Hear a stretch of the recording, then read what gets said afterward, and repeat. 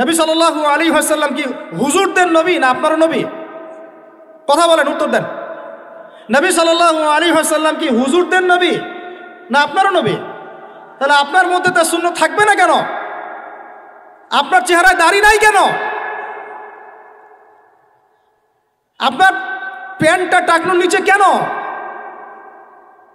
কেন আপনি নবী সাল্লাল্লাহু আলাইহি ওয়াসাল্লামের জীবনী সারা জীবনও একবার পড়ে দেখতে পারলেন না? নবী সাল্লাল্লাহু আলাইহি ওয়াসাল্লাম 23 বছর আপনার আমার জন্য কষ্ট করেছেন, মানুষের মার খেয়েছেন, গাল খেয়েছেন, তাকে 15 বার হত্যা করার চেষ্টা করা হয়েছে, তাকে দেশ থেকে বের করে দেওয়া হয়েছে, গলায় দড়ি পেঁচিয়ে টান দেওয়া হয়েছে, পিঠের মধ্যে উঠে নাড়ি ভুড়ি চাপানো হয়েছে, দাঁত ঘুষি মেরে দাঁত ফেলে দেওয়া হয়েছে, মাথা ফাটিয়ে দেওয়া হয়েছে, পা ভেঙে দেওয়া হয়েছে। কাদের জন্য? তার জন্যে।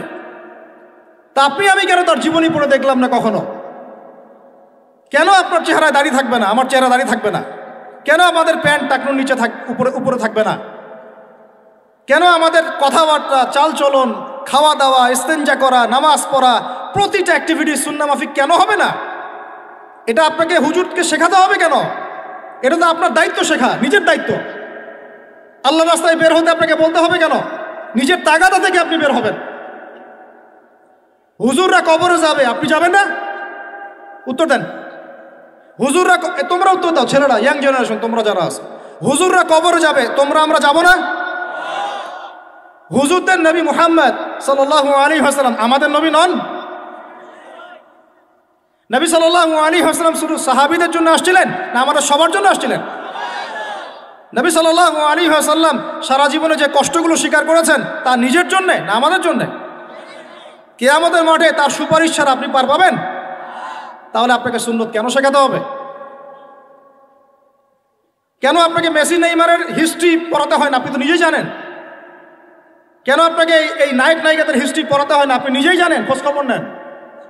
কিন্তু মুহাম্মদ সাল্লাল্লাহু আলাইহি ওয়াসাল্লাম সম্পর্কে এত গাফেল কেন? সুন্নত না জানলে বেদাত চিনবেন কিভাবে? সুন্নত চিনলে পরে তো বেদাত চেনা যাবে যে এগুলো সুন্নত, এগুলোর বাইরেরগুলো বেদাত। তখন তো বেদাতের আলাদা করে সংজ্ঞা আপনাকে শেখাতেই হয় না। মুসলিম পরিবারে জন্ম নিয়েও তাওহীদ চিনতে পারছি না, শিরকের মধ্যে লিপ্ত আছে। সুন্নত চিনতে পারছি না, বেদাতে লিপ্ত আছে। নামাজ, সুবহানাল্লাহ, মুসলিম পরিবারে জন্মগ্রহণ করে নামাজ পড়েন না কেন?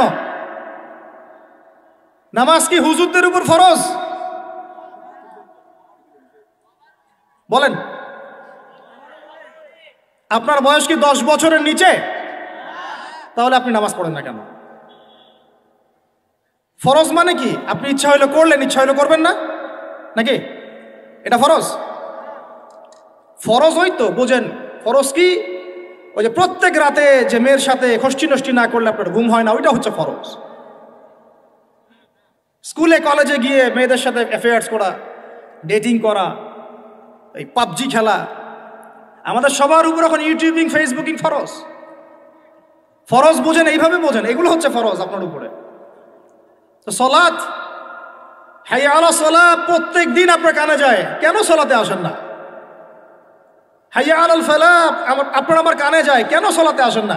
কখন সলাতে আসবেন? ছোট ভাইরা কখন সলাতে আসবেন? যখন আপনার বয়স হবে 50, ওই সময় এসে প্রথম কাতারের চেয়ার নিয়ে দৌড়াদৌড়ি করবেন। আমরা যখন মসজিদে যাই, প্রথম কাতারগুলোতে প্রথম 2টা কাতার থাকে বয়স্করা, বৃদ্ধরা, যুবকরা নাই। আর ওই সময় চেয়ার নিয়ে মারামারি, কারণ এখন তো সেজদা দেওয়ার মতো শরীরে ক্ষমতা নাই। আর কে আগে চেয়ার দখল করতে পারে, ওই হচ্ছে প্রতিযোগিতা। তখন আমরা যারা শহরে থাকি তারা চিরুনির সঙ্গে উঠে আসা চুল ফেলবো কোথায়? বাইরে ফেলার পর ময়লা ফেলা লোকেরা বিক্রি করলে কি আমাদের গুনাহ হবে? কেউ যদি কুড়িয়ে নিয়ে বিক্রি করে তাহলে আমাদের গুনাহ হবে না। তবে আমরা চাইলে আমাদের আশেপাশে যেখানে খুব বেশি আপনার ময়লা নয়, ড্রেন ইত্যাদি নয়, খুব নোংরা জায়গা নয়, সেরকম জায়গা আমরা ফেলে দিতে পারি এবং সেই জায়গাগুলো আমরা খুঁজে বের করতে পারি। আবার প্রতিনিয়ত তো আর খুঁজে বের করা যায় না, তাহলে সেক্ষেত্রে আমরা কোনো এক জায়গায় সঞ্চয় করে রাখতে পারি। একসাথে হলে পরে কোনো মাটির নিচে পুঁতে ফেললাম বা কোনো জায়গায় ফেলে দিলাম, সেই কাজটি আমরা করতে পারি। ছেলে সন্তানের যে কোনো একটি নামের শেষে মোহাম্মদ রাখা যাবে কিনা?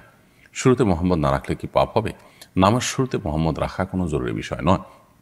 আমাদের এই অঞ্চলে একসময় হিন্দু মুসলিম উভয়ের নামের ধরন একরকম থাকার কারণে পার্থক্য করবার জন্য হিন্দুরা যেরকম তাদের নামের শেষ শুরুতে স্ত্রী লিখত, অনেক সময় মুসলমানরাও শ্রী লিখতে হতো, তো তার সাথে পার্থক্য করার জন্য মুহাম্মদ এটি যুক্ত হয়েছে।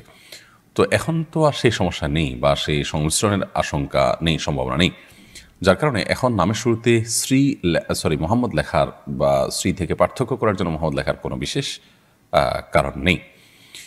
বিধায় কেউ যদি লেখেন এটা একান্ত তার ব্যাপার, এটা শরীয়তের কোনো নির্দেশ নয়, এটা কোনো সুন্নত মুস্তাহাব বা আপনার শরীয়ত নির্দেশ আলোকে করতে হবে এমন কোনো বিষয় নয়, এটা একান্ত তার ব্যাপার। তিনি মোহাম্মদ প্লাস আর একটা নাম রাখলেন।